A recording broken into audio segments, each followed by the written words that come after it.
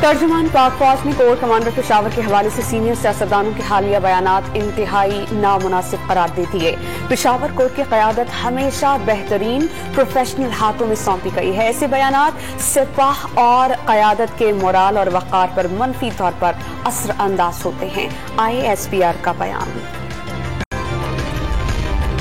عدم اعتماد کے بعد حکومت بنانے کا نہیں، الیکشن کا حامی تھا، لیکن اب حکومت کو مدت پوری کرنی چاہیے۔ سینئر نون لیگی رہنما شاہد خاقان عباسی کی ڈان نیوز کے پروگرام نیوز وائس میں بات چیت۔ بولے معاشی حالات اتنے خراب ہو چکے تھے کہ اس کا اندازہ نہیں تھا۔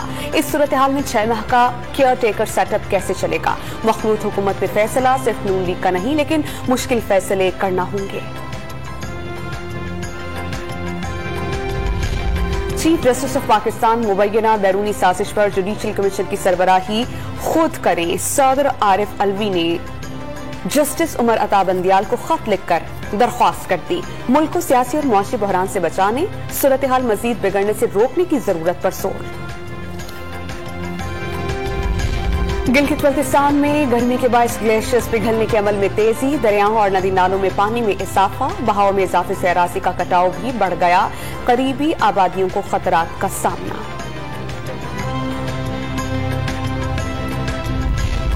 اور کراچی میں ہیٹ ویو کے پیش نظر سرکاری اسپتالوں میں ایمرجنسی نافذ کرنے کا فیصلہ، وزیر صحت سندھ نے عملے کی چھٹیاں منسوخ کر دیں، اسپتالوں میں ہیٹ ویو وارڈ اور ادویات کی فراہمی یقینی بنانے کی ہدایت۔